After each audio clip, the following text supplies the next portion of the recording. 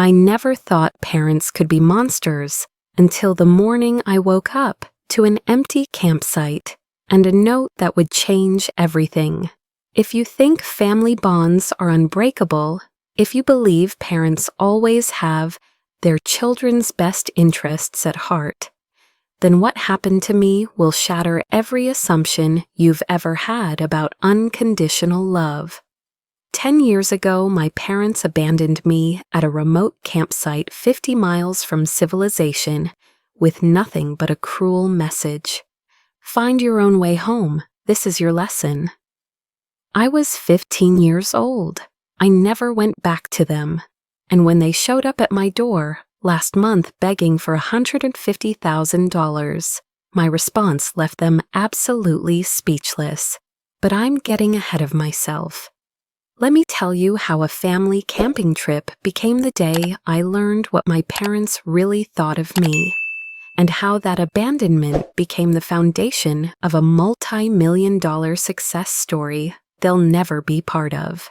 My name is Ashley Martinez, and this is the story of how the worst thing that ever happened to me became the best thing that ever happened to me. Growing up in the Martinez household meant walking on eggshells around my father Robert's idea of tough love.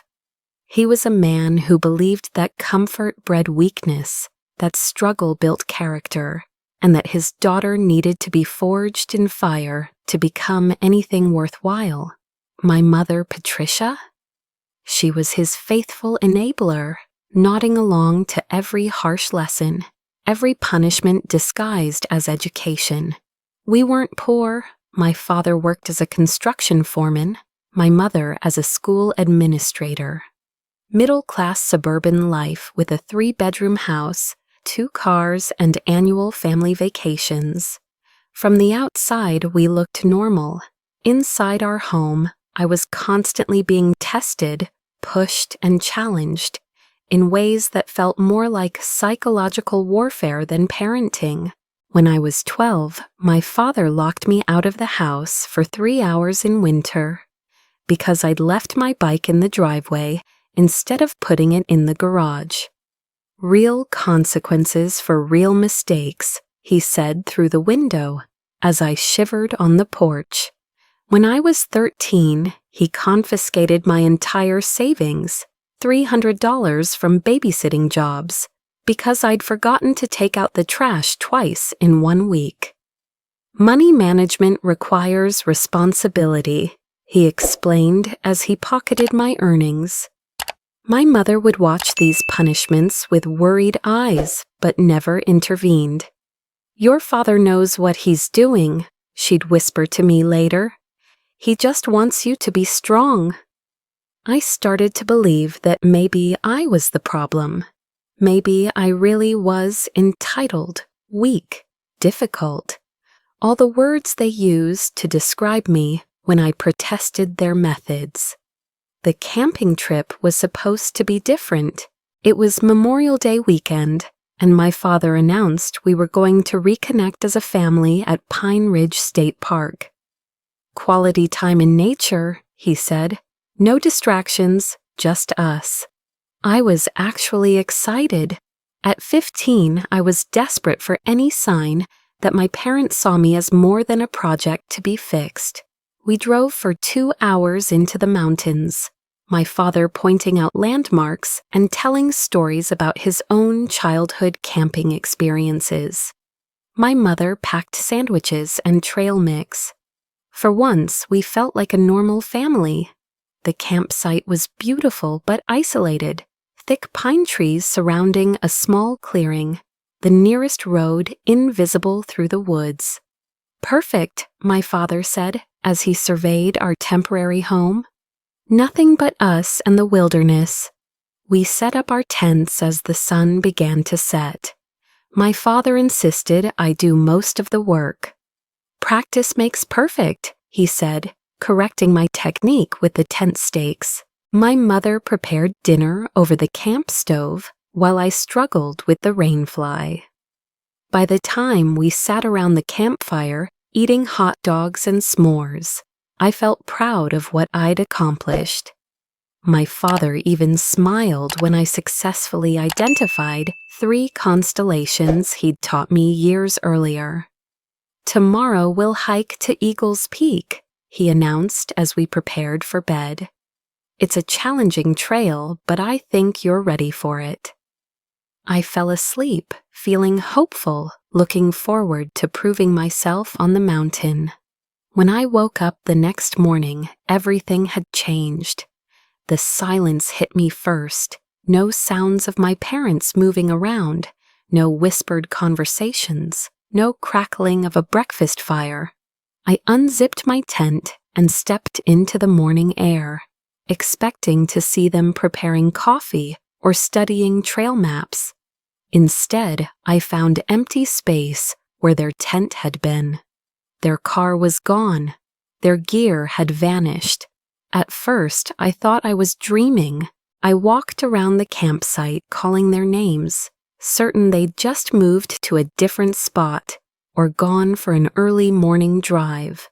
But their footprints led straight to where the car had been parked, and beyond that point, there were no traces they'd ever existed. That's when I found the note, weighted down with a rock on the picnic table where we'd eaten dinner the night before. My father's handwriting, clear and deliberate. "Ashley, find your own way home. This is your lesson. We'll see if you're really our daughter or just another entitled kid who expects everything to be handed to her. Prove you're a Martinez. We're watching." I read those words 5 times before they sank in.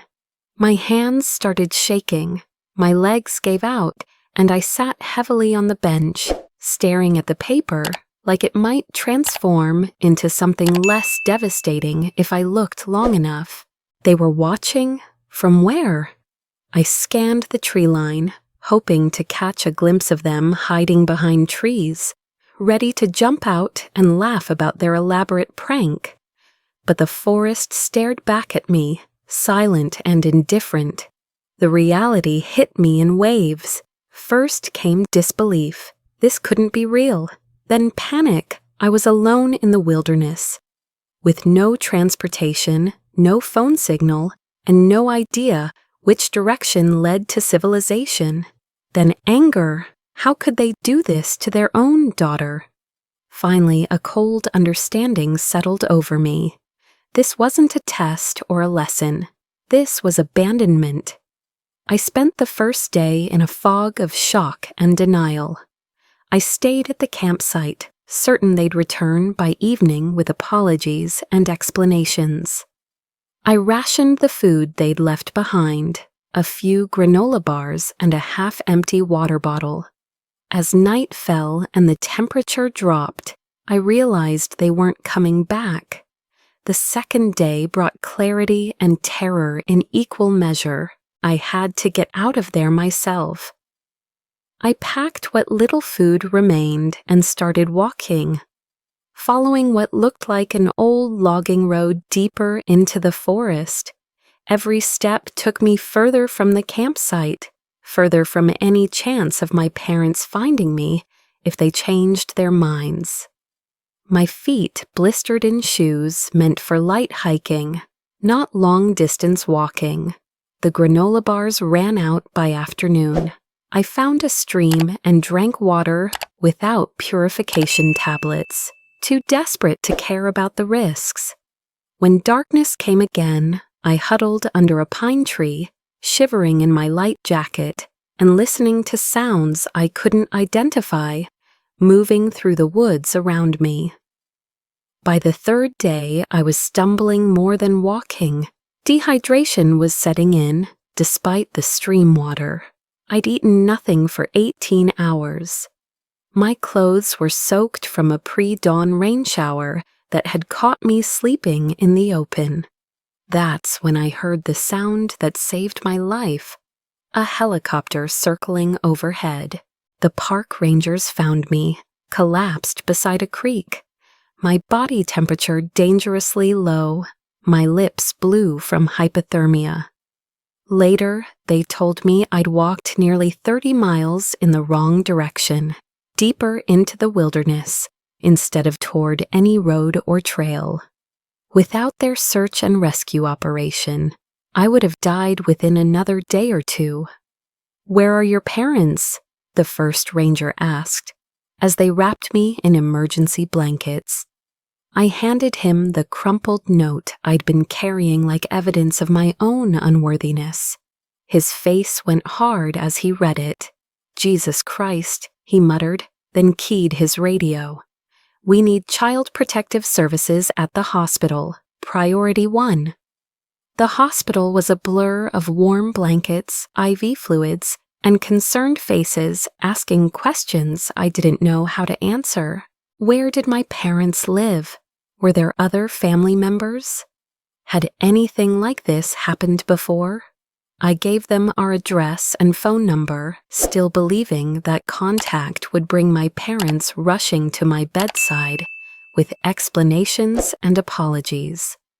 Instead, Robert and Patricia Martinez told the social worker that I was exactly where I needed to be, and that they hoped this experience had taught me something about self-reliance. They refused to come to the hospital. They said I could come home when I was ready, to apologize for being dramatic about a simple camping lesson. That's when something inside me broke completely. Not in a devastating way, but in a liberating way. The last thread of hope that my parents loved me snapped cleanly, and in its place grew something harder and more valuable, the absolute certainty that I was better off without them. I told the social worker I wasn't going home, ever. The foster care system isn't designed for 15-year-olds with trust issues and abandonment trauma, but I was lucky.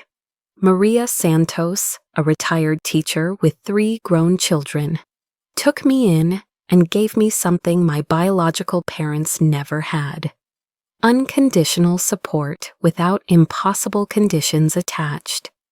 "You don't have to earn love," she told me on my first night in her house, as I sat rigid in the guest bedroom, waiting for the catch, the test, the punishment I was sure was coming.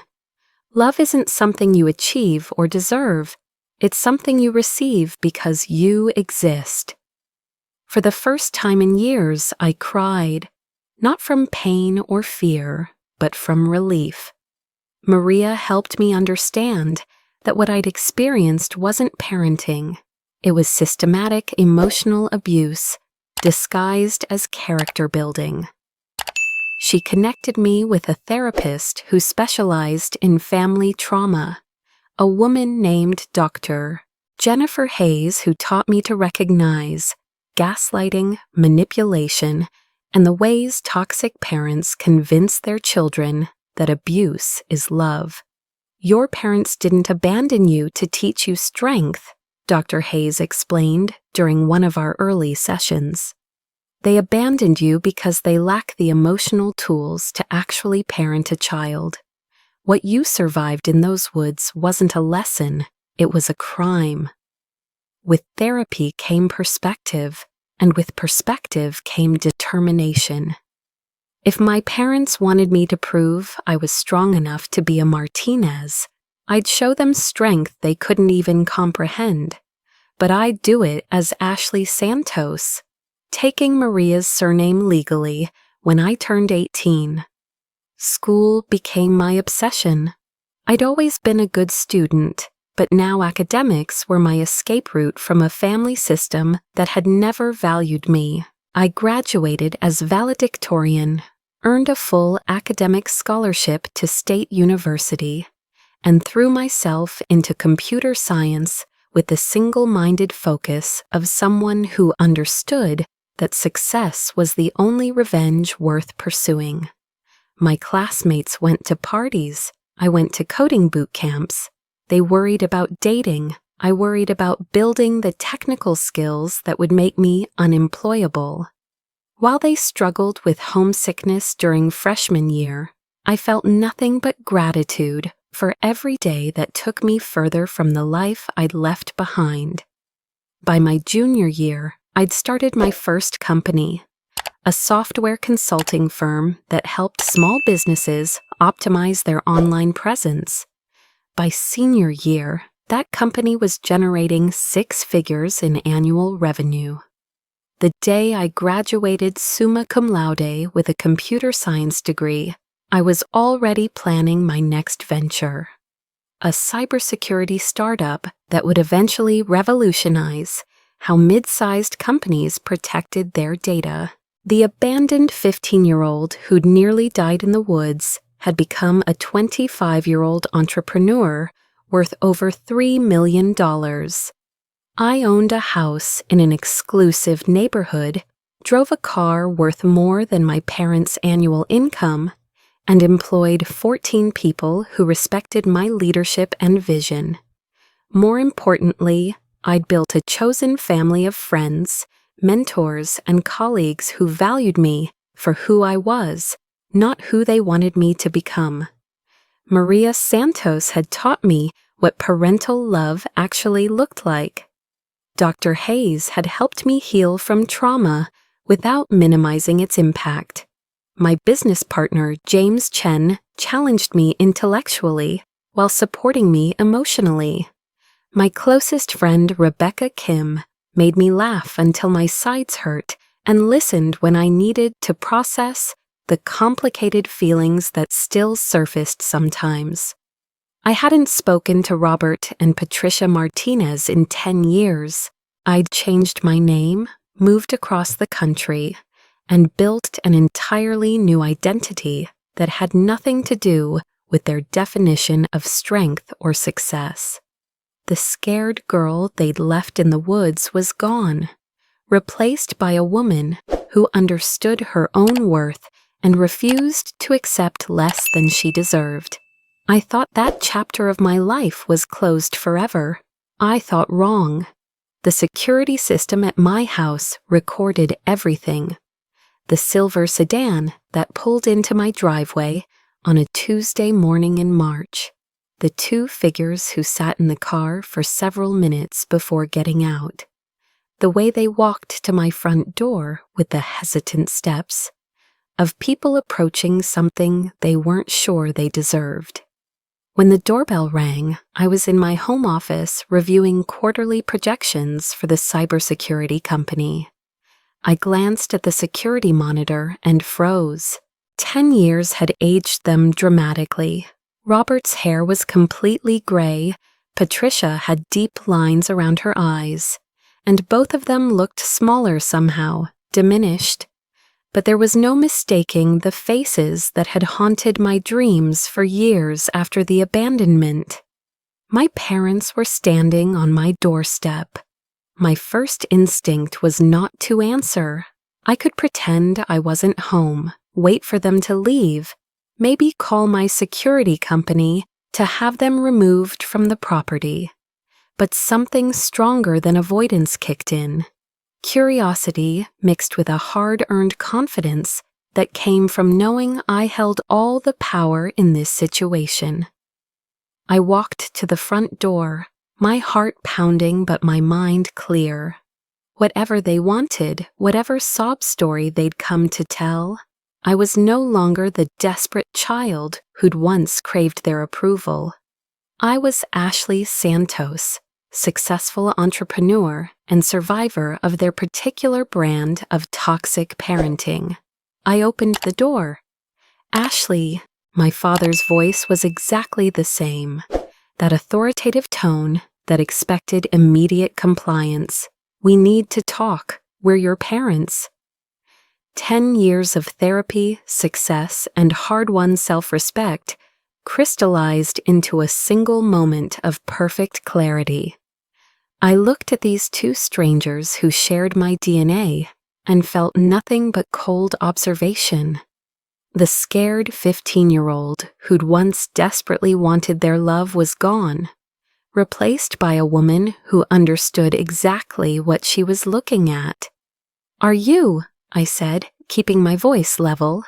"Because parents don't abandon children in the wilderness, and leave them to die.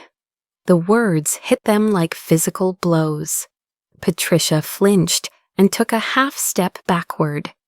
Robert's jaw tightened the way it always had when I challenged his authority, but something was different now.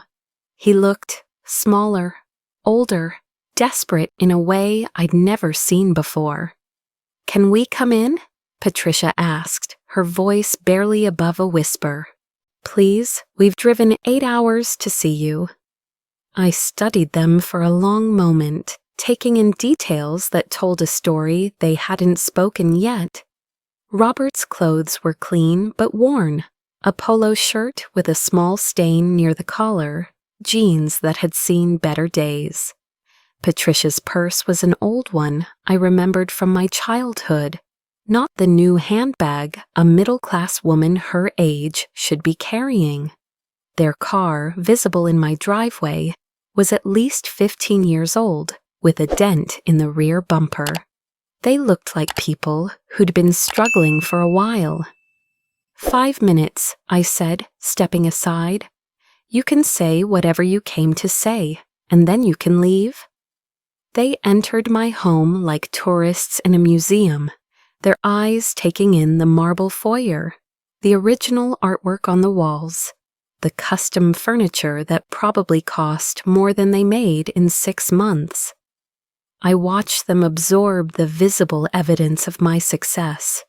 Success I'd built in spite of them, not because of them. I led them to the living room but didn't offer them seats. I stood near the window with my arms crossed, positioning myself between them and the rest of my house. 10 years ago, they'd held all the power. Now they were visitors in my domain, and every element of my body language made that clear. "You've done well for yourself," Robert said, and I heard the grudging admission in his voice. It wasn't pride. It was something closer to surprise, as if he'd never expected the abandoned girl to amount to anything. "No thanks to you," I replied. Patricia's eyes filled with tears. "Ashley, we know you're angry." "Angry?" I interrupted. "I was angry 10 years ago when I woke up alone in the woods. I was angry when I nearly died of hypothermia, because my parents decided abandonment was good parenting. I was angry when Child Protective Services called you, and you said I was exactly where I needed to be. I'm not angry anymore. I'm indifferent." The word hung in the air like a blade. Indifference was worse than anger, and we all knew it. Anger meant they still mattered enough to generate emotion. Indifference meant they'd become irrelevant.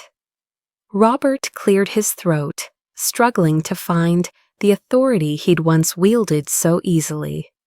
"We didn't come here to relitigate the past. We came because we need your help." There it was, the real reason for their visit, delivered with all the subtlety of a sledgehammer. Not an apology, not an acknowledgement of wrongdoing, but a demand disguised as a request.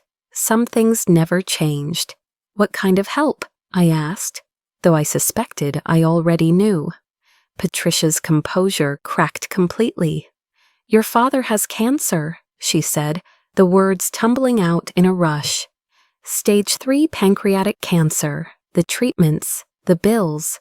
We're going to lose everything." I felt nothing. No sympathy, no surge of familial obligation, no instinct to rescue them from consequences they'd created. Dr. Hayes had prepared me for this moment, though I hadn't realized it at the time. "Toxic parents," she'd explained, "always return when they need something. They'll use guilt, obligation, and manufactured crises to pull you back into their dysfunction." "I'm sorry to hear that," I said, and meant it in the abstract way I'd feel sorry for any stranger facing illness. "But I'm not sure what that has to do with me." Robert's face flushed red. "You're our daughter. We raised you, clothed you, fed you for 15 years. You owe us." "I owe you nothing." The words came out sharp and final. "You forfeited any claim to my loyalty when you left me to die in the woods." "We didn't leave you to die," Patricia protested. "We were teaching you resilience, independence." "You were committing child abuse." I pulled out my phone and showed them a photo I'd saved years ago, a newspaper clipping about my rescue. "Local teen hospitalized after parents abandon her in wilderness," read the headline. "Child Protective Services investigating possible neglect." The park rangers called it criminal negligence. The hospital social worker called it attempted murder. They stared at the screen in silence. I'd never seen that article before, they realized. I'd kept evidence of what they'd done, documented proof of their crime. "The medical bills," Robert said finally, his voice hoarse. "They're over $200,000. Insurance covered some of it, but we need $150,000 to save the house, to keep me in treatment." And there it was, the number that had brought them to my doorstep after a decade of silence.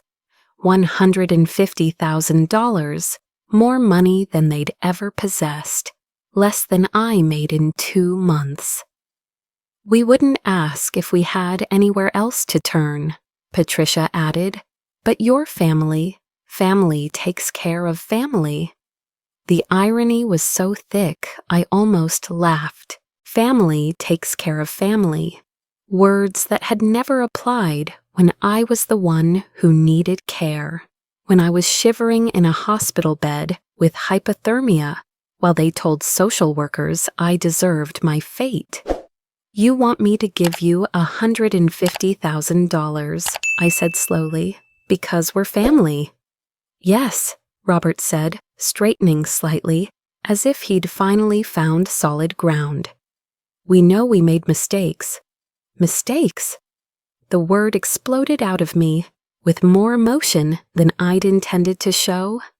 "Mistakes are forgetting to pick up milk at the store. Mistakes are being late to a soccer game.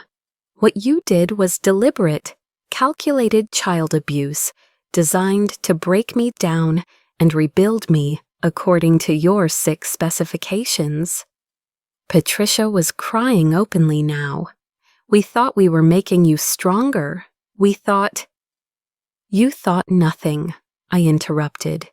"You felt powerful when you hurt me, so you kept doing it. You enjoyed breaking down a child who loved you unconditionally because it fed your egos to be the gods of a little girl's universe. And when I started to push back, when I started to show signs of independence you couldn't control, you decided to get rid of me permanently." The silence that followed was deafening. They stood in my living room like defendants awaiting sentencing, their faces reflecting the gradual understanding that this conversation wasn't going the way they'd planned. I walked to my desk and pulled out a checkbook, not because I intended to write them a check, but because I wanted them to see it, to understand exactly how much power I now held in this relationship.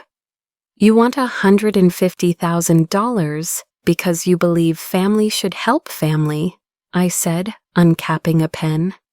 "That's an interesting philosophy. Let me tell you what I'm prepared to give you." I wrote slowly, deliberately, making sure they could see every number as it appeared on the check. When I finished, I tore it out and held it up for them to read. $50, I announced. $1 for every mile you made me walk through the wilderness before I collapsed from hypothermia. Their faces went through a symphony of emotions: confusion, hope, disbelief, and finally, crushing disappointment. "Wait," I said, reaching for my phone. "I'm forgetting something." I pulled up my banking app and showed them a transaction from 10 years ago. The hospital bill from when your lesson nearly killed me. $2,037 that my foster mother paid because my real parents said I was exactly where I needed to be. I wrote a second check for $2,037. So here's my final offer, I said, holding both checks. $50 for the walk you forced me to take, plus reimbursement for the medical bills your abuse created. $2,087 total. Take it or leave it. The silence stretched between us like a chasm.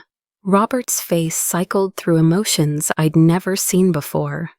Desperation, rage, disbelief, and something that might have been recognition of cosmic justice. $2,000? Patricia whispered. Ashley, please. Your father is dying. We're going to lose our home. Everything we worked for. Everything you worked for. I set the checks on the coffee table between us. What about everything I worked for? What about the years of therapy I needed to recover from your abuse? What about the nightmares, the trust issues, the fear of abandonment that affected every relationship I tried to build? What about the 15-year-old girl who almost died because her parents valued their egos more than her life? Robert found his voice, and with it, his old patterns of manipulation. After everything we did for you, this is how you repay us? We gave you life. We gave you a home. You gave me trauma. I cut him off. You gave me PTSD. You gave me a decade of therapy bills and trust issues. But you know what else you gave me? You gave me the absolute certainty that I never wanted to become anything like you. I picked up the checks and held them out. This is my final offer. Take these checks and leave, or leave without them. But either way, you're leaving. You have 60 seconds to decide. They stared at the checks like they were written in a foreign language. $2,087. Less than they spent on groceries in 6 months, a fraction of what they needed, an insult disguised as an offer. You can't be serious, Robert said. We're your parents, we're family. No, I replied, my voice steady and cold. Maria Santos is my family. Dr. Hayes, who helped me heal from what you did, is my family. My business partner, James, my best friend, Rebecca, my employees who respect me, because I've earned it. They're my family. You're just the people who contributed DNA and trauma in equal measure. Patricia reached for the checks with shaking hands. This won't even cover a month of treatment. Then you should have thought about that before you abandoned your daughter in the wilderness, I said. This is your lesson in cause and effect. Actions have consequences. You taught me that very thoroughly 10 years ago.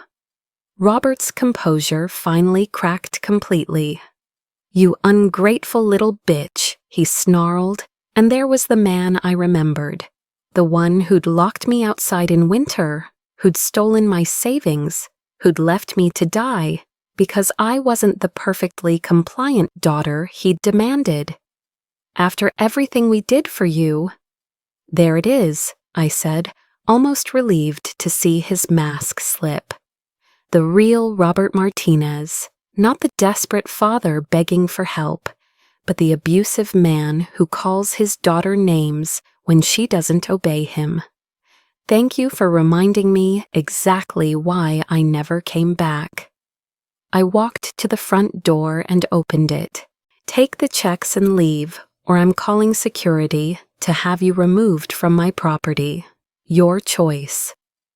Patricia grabbed the checks and stuffed them into her purse. They walked toward the door like people in a daze, their American dream of a family reconciliation crashing around them. At the threshold, Robert turned back one last time. "You'll regret this," he said. "When we're gone, when you're alone in this big house with all your money and no family, you'll wish you'd done the right thing." I looked at this man who'd terrorized my childhood and felt nothing but pity. "I've been alone since I was 15 years old," I said. "You made sure of that. The difference is now I'm alone by choice, surrounded by people who actually love me." "You're alone because you drove away everyone who ever cared about you." I closed the door and watched through the security monitor as they got into their ancient car and drove away. Part of me expected to feel something: guilt, regret, second thoughts about my decision. Instead, I felt only a profound sense of completion, as if a chapter that should have ended a decade ago had finally reached its proper conclusion. The phone calls started within hours. Extended family members I hadn't spoken to since childhood, suddenly concerned about the family dynamics they'd ignored when I was actually suffering. Aunts and uncles who'd never questioned why a 15-year-old was in foster care, now outraged that I wouldn't finance Robert's cancer treatment. "How can you be so heartless?" my Uncle Mike demanded during one particularly heated conversation. "He's your father. Blood is thicker than water." "Actually," I replied, "the full quote is, 'The blood of the covenant is thicker than the water of the womb.' It means chosen family is stronger than biological family. Maybe you should look that up." Each conversation followed the same pattern: shock that I'd refused to help, attempts to guilt me into changing my mind, and finally angry accusations that I'd become a cold, heartless person who'd forgotten where I came from. They were right about one thing: I had forgotten where I came from. I deliberately, systematically erased every trace of the Martinez family dysfunction from my life and replaced it with something healthier. The scared, desperate to please child they remembered no longer existed, but the calls served a purpose beyond annoying me. One by one, other family members began sharing their own stories of Robert's explosive temper, Patricia's enablement, and incidents they'd witnessed or heard about over the years. My cousin Sarah remembered a Christmas when Robert had screamed at me for an hour because I'd accidentally knocked over a glass of milk. My Aunt Linda recalled a family barbecue where I'd sat alone in a corner while my parents ignored me completely. "We always wondered," Sarah admitted during one late-night phone call, "but it was easier to believe it was just his parenting style than to acknowledge what was really happening." The family that had rallied to guilt me into helping my parents slowly began to fracture as long-buried truths surfaced. Some relatives doubled down on defending Robert and Patricia, but others started to question narratives they'd accepted for years. The most surprising call came from my cousin David, Robert's brother's son, who was now a family therapist in Colorado. "I need to apologize," he said without preamble. "I've been studying family systems for 15 years, and I should have recognized what was happening to you. What your parents did wasn't tough love. It was systematic abuse, designed to break your sense of self-worth and replace it with dependence on their approval." "You were just a kid, too," I reminded him. "Maybe then," he agreed. "But not when Child Protective Services got involved. Not when you disappeared into foster care and none of us asked questions. We failed you, Ashley. The whole family failed you." These conversations were more healing than any therapy session I'd ever attended. For the first time, other people who'd known my parents were acknowledging the reality I'd lived through. The gaslighting that had convinced me I was the problem, that I was too sensitive or dramatic, was finally being exposed for what it had always been: a coordinated effort to make me doubt my own perceptions. 3 weeks after my parents' visit, I received a registered letter from an attorney representing their estate. Robert had died, the letter informed me, and Patricia was requesting that I reconsider my position regarding financial assistance for final medical expenses and funeral costs.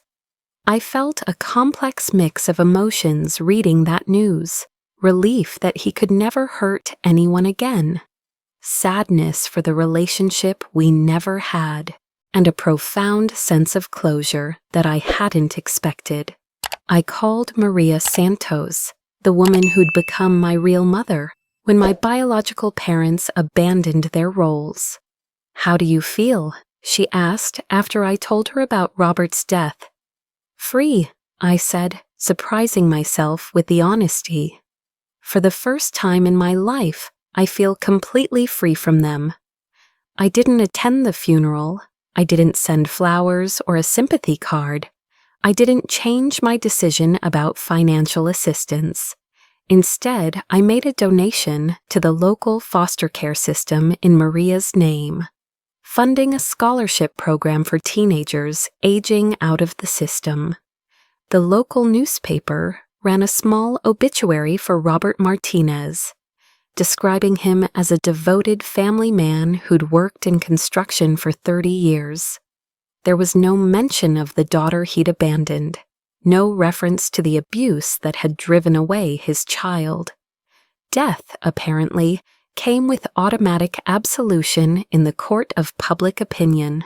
But I knew the truth, and finally that was enough. 6 months later, I received one final communication from Patricia, a handwritten letter forwarded through my attorney. She was moving to Arizona to live with her sister, she wrote. The house had been foreclosed on, and she was starting over at 63 with nothing but Social Security and the kindness of relatives. The letter was not an apology. Instead, it was a final attempt at manipulation disguised as maternal concern. "I hope you're happy with your choices," she wrote. "I hope the money was worth more to you than your father's life. I hope you can sleep at night, knowing you had the power to save him and chose not to. But someday, when you're old and alone, you'll understand what family really means." I read the letter once, then fed it into my paper shredder. Patricia Martinez was still trying to make me responsible for consequences she and Robert had created through decades of their own choices. Even in her grief and poverty, she couldn't acknowledge the simple truth that people who abandon children don't get to claim parental privilege when it becomes convenient. But her words about being old and alone did make me think about family. Real family, chosen family. The people who'd stood by me when I had nothing and continued to support me as I built success. That evening, I called Maria Santos. "Would you like to come visit next month?" I asked. "I'm thinking of hosting a dinner party for the people who actually matter to me." "I would love that," she said, and I could hear the smile in her voice. I spent the next hour making calls. Dr. Hayes, who'd helped me understand that healing was possible. James Chen, my business partner, who'd believed in my vision when it was just an idea sketched on napkins. Rebecca Kim, who'd celebrated every victory and supported me through every setback. The foster siblings I'd stayed close to. The college friends who'd become chosen family. The employees who'd grown into trusted confidants. By the time I finished calling, I'd invited 16 people to dinner. 16 people who loved me, not because they had to, but because they chose to. 16 people who'd never once demanded that I prove my worth or earn their affection.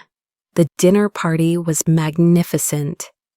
My dining room filled with laughter, conversation, and the kind of warmth that comes from being surrounded by people who see your true self and love you anyway. Maria sat at the head of the table like the matriarch she'd become, beaming with pride as she watched the life I'd built. During dessert, Rebecca raised her glass in a toast. To Ashley, she said, who taught us all that family isn't about blood. It's about choice, commitment, and unconditional love. As 16 glasses clinked together in celebration, I realized Patricia had been wrong about one thing. I wasn't old and alone. I was young and surrounded by abundance. Not just financial abundance, but emotional wealth beyond measure. The abandoned 15-year-old girl had grown into a woman who understood exactly what family really meant. And it had nothing to do with the people who'd left her to die in the woods, and everything to do with the people who'd helped her live. The Martinez chapter of my life was finally completely closed. The Santos chapter was just beginning.